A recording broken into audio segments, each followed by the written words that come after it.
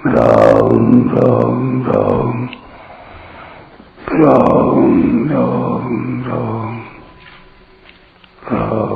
राम राम नारायण नारायण।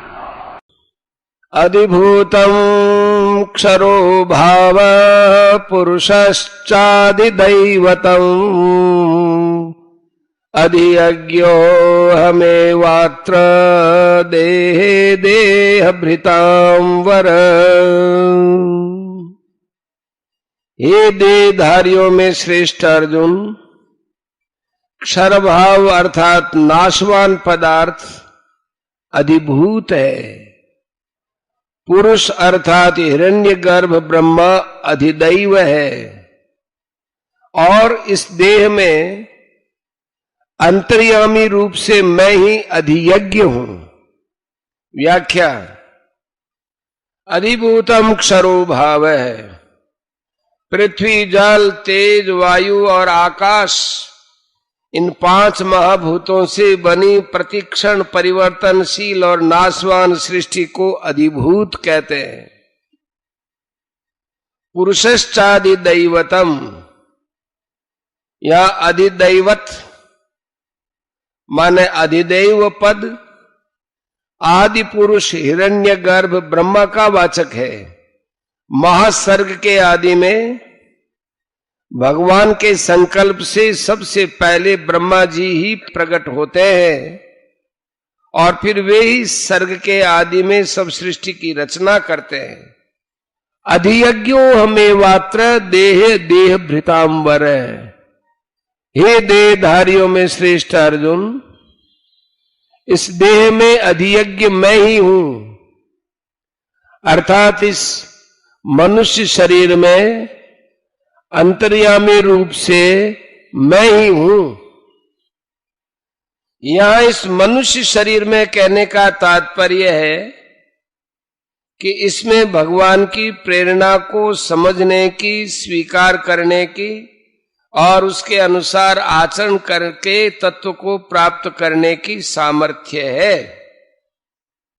वैसे अन्य शरीरों में भी अंतर्यामी रूप से परमात्मा रहते तो हैं, परंतु उन प्राणियों में उस तत्व की तरफ दृष्टि डालने की सामर्थ्य नहीं है और मनुष्य शरीर में विवेक है। यह विवेक उन शरीरों में जागृत नहीं है। अतः मनुष्य को चाहिए कि वह इस शरीर के रहते रहते उस तत्व को प्राप्त कर ले, इस दुर्लभ अवसर को व्यर्थ न जाने दे। भगवान ने गीता में हृदि सर्वस्य विष्ठितम सर्वस्य चाहम हृदि सन्निविष्टः ईश्वर सर्वभूतानां हृद्देशेर्जुन तिष्ठति आदि में अपने को अंतर्यामी रूप से सबके हृदय में विराजमान बताया है। अहम एव अत्र देहि कहने का तात्पर्य है कि दूसरी योनियों में तो पूर्वकृत कर्मों का भोग होता है, नए कर्म नहीं बनते, पर मनुष्य शरीर में नए कर्म भी बनते हैं। उन कर्मों के प्रेरक अंतर्यामी भगवान होते हैं। जहां मनुष्य राग द्वेष नहीं करता, उसके सब कर्म भगवान की प्रेरणा के अनुसार शुद्ध होते हैं, अर्थात बंधन कारक नहीं होते। और जहां राग द्वेष के कारण भगवान की प्रेरणा के अनुसार कर्म नहीं करता, उसके कर्म बंधन कारक होते हैं। कारण कि राग और द्वेष मनुष्य के महान शत्रु है। 3 अध्याय के 34वें श्लोक में कह दिया है। तात्पर्य यह हुआ कि भगवान की प्रेरणा से कभी निषिद्ध कर्म नहीं होते। श्रुति और स्मृति भगवान की ही आज्ञा है। श्रुति स्मृति ममैवाज्ञे। अतः भगवान श्रुति और स्मृति के विरुद्ध प्रेरणा कैसे कर सकते हैं? नहीं कर सकते। निषिद्ध कर्म तो मनुष्य कामना के वशीभूत होकर करता है। अगर मनुष्य कामना के वशीभूत न हो तो उसके द्वारा स्वाभाविक ही विहित कर्म होंगे, जिनको 18वें अध्याय में सहज स्वभाव नियत कर्म नाम से कहा गया है। यहां अर्जुन के लिए देह भृतांवरा कहने का तात्पर्य है कि देहधारियों में वही मनुष्य श्रेष्ठ है जो इस देह में परमात्मा है ऐसा जान लेता है। ऐसा ज्ञान न हो तो भी ऐसा मान ले कि स्थूल सूक्ष्म और कारण शरीर के कण कण में परमात्मा है, और उनका अनुभव करना ही मनुष्य जन्म का खास ध्येय है। इस ध्येय की सिद्धि के लिए परमात्मा की आज्ञा के अनुसार ही काम करना है। तीसरे और चौथे श्लोक में जो ब्रह्म, अध्यात्म, कर्म, अधिभूत, अधिदैव और अधियज्ञ का वर्णन हुआ है, उसे समझाने के लिए जल का एक दृष्टांत दिया जाता है। जैसे आकाश स्वच्छ होता है, तब हमारे और सूर्य के मध्य में कोई पदार्थ न दिखने पर भी वास्तव में वहां परमाणु रूप से जल तत्व रहता है। वही जल तत्व भाप बनता है, और भाप के घनीभूत होने पर बादल बन जाता है। बादल में जो जल कण होते हैं उनके मिलने से बूंदें बन जाती हैं। उन बूंदों में जब ठंडक के संयोग से घनता आती है तब वे ही बूंदें ओले माने बर्फ बन जाते हैं। यह जल तत्व का स्थूल स्वरूप हो गया।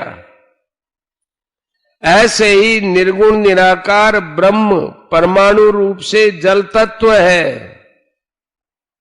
अधियज्ञ व्यापक विष्णु भाप रूप से जल है। अधिदैव हिरण्यगर्भ ब्रह्मा बादल रूप से जल है। अध्यात्म माने अनंत जीव बूंद रूप से जल है। कर्म माने सृष्टि रचना रूप कर्म वर्षा की क्रिया है। और अधिभूत माने भौतिक सृष्टि मात्र बर्फ रूप से जल है। इस वर्णन का तात्पर्य यह हुआ कि जैसे एक ही जल परमाणु, भाप, बादल, वर्षा की क्रिया, बूंद और ओले के रूप में भिन्न भिन्न दिखता है पर वास्तव में एक ही है, इसी प्रकार एक ही परमात्म तत्व ब्रह्म, अध्यात्म, कर्म, अधिभूत, अधिदैव और अधियज्ञ के रूप में भिन्न भिन्न प्रतीत होते हुए भी तत्वतः एक ही है। इसी को 7वें अध्याय में समग्रम और वासुदेव सर्वम कहा गया है। तात्विक दृष्टि से तो सब कुछ वासुदेव ही है। 7 का 19। इसमें भी जब विवेक दृष्टि से देखते हैं तब शरीर और शरीरी, प्रकृति और पुरुष ऐसे 2 भेद हो जाते हैं। उपासना की दृष्टि से देखें तो उपास्य परमात्मा और उपासक जीव, और त्याज्य प्रकृति का कार्य संसार, ये 3 भेद हो जाते हैं। इन तीनों को समझने के लिए यहां 6 भेद किए गए हैं। परमात्मा के 2 भेद ब्रह्म और अधियज्ञ, निर्गुण और सगुण। जीव के 2 भेद अध्यात्म और अधिदैव। अध्यात्म माने सामान्य जीव जो कि बद्ध है, अधिदैव माने कारक पुरुष जो कि मुक्त है। संसार के 2 भेद कर्म जो कि परिवर्तन का पुंज है, और अधिभूत जो कि पदार्थ है। ब्रह्म, अध्यात्म, कर्म, अधियज्ञ, अधिदैव, अधिभूत।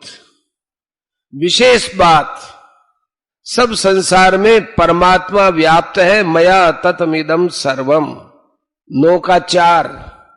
येन सर्वमिदं ततम 18 का 46। सब संसार परमात्मा में है। मई सर्वमिदं प्रोतम 7 का 7। सब कुछ परमात्मा ही है। वासुदेव सर्वम, सब संसार परमात्मा का है। अहमि सर्व यज्ञानाम भोक्ता च प्रभुरेव च, भोक्तारम यज्ञ तपसाम सर्वलोक महेश्वरम।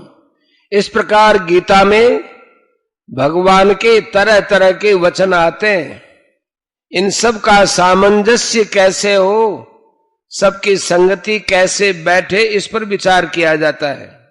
संसार में परमात्मा प्राप्ति के लिए, अपने कल्याण के लिए साधना करने वाले जितने भी साधक हैं, वे सभी संसार से छूटना चाहते हैं और परमात्मा को प्राप्त करना चाहते हैं।